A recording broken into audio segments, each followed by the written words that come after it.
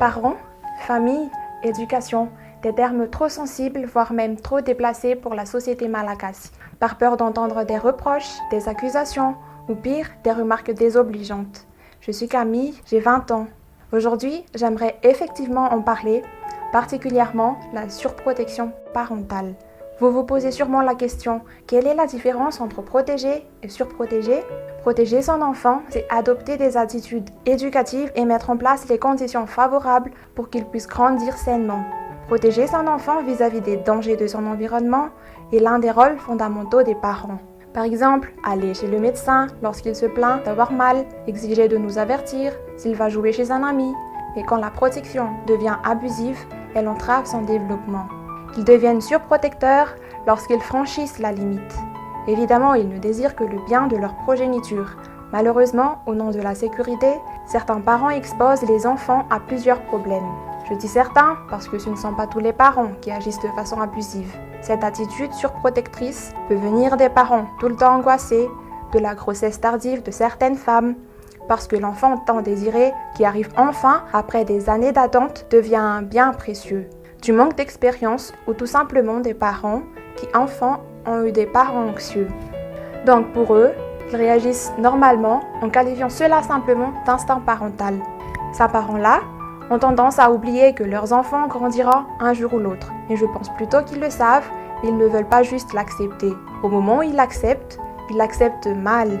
Les comportements parentaux, qu'ils soient bons ou mauvais, auront toujours des impacts sur la vie d'un enfant. Pour la surprotection parentale, elle conduit à la perte d'autonomie, surtout dans des actions normales de la vie quotidienne, la dépendance affective avec des personnes fortes ou des mauvaises fréquentations, cela dépendra de l'enfant.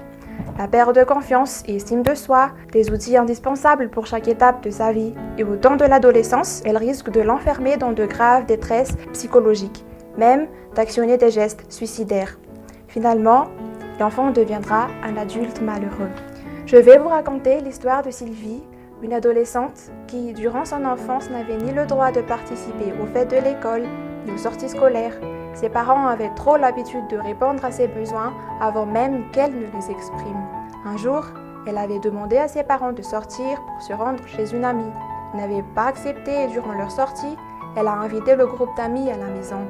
Ses parents, revenus plus tôt que prévu, ont découvert Sylvie entourée de ses amis. Ils l'ont très mal pris, déclenchant par la suite une violente dispute entre elle et ses parents, surtout sa mère.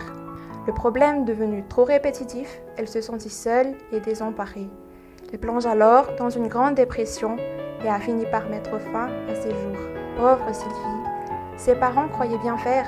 Ils étaient tellement submergés par leur instinct de parents alors qu'ils auraient pu éviter une telle tragédie. Pour ne pas en arriver jusque-là, voici 6 petits gestes. Des techniques simples qu'on peut utiliser tous les jours. De cette manière, on protégera l'enfant sans franchir les limites. Le plaisir partagé, par exemple, partager un bon repas le soir, parler de foot avec papa ou bien jouer à la fête à coiffer avec maman. L'amour peut se transmettre par un simple sourire, regard. Il grandira avec l'assurance d'être aimé et construira ses valeurs qu'il adoptera pour lui-même et les autres. La sécurité ne signifie pas mettre des barrières autour de l'enfant. Il suffit juste de lui transmettre les consignes claires et la définition des interdits. L'autonomie, le mot d'ordre ici pour les enfants, c'est de ne pas aller au-devant de ses actions. Bien sûr, si les risques sont mesurés, pour ne pas les freiner dans ses besoins d'expérimenter, car c'est nécessaire à son apprentissage, sous votre regard vigilant. La fierté, en essayant de dédramatiser les insuccès. Par exemple, les résultats scolaires. Vous savez que si vous lui montrez que vous êtes fier de lui, il sera fier de lui-même. Enfin, l'espérance. Soyez des parents positifs. Votre enfant fera mieux demain si aujourd'hui il échoue. Il est vrai qu'on cherche tous un peu de perfection, mais les parents parfaits n'existent pas, comme les enfants d'ailleurs.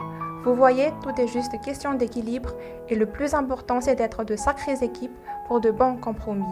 Je termine par cette simple et unique question. Est-ce qu'il est nécessaire d'en parler ou pas ?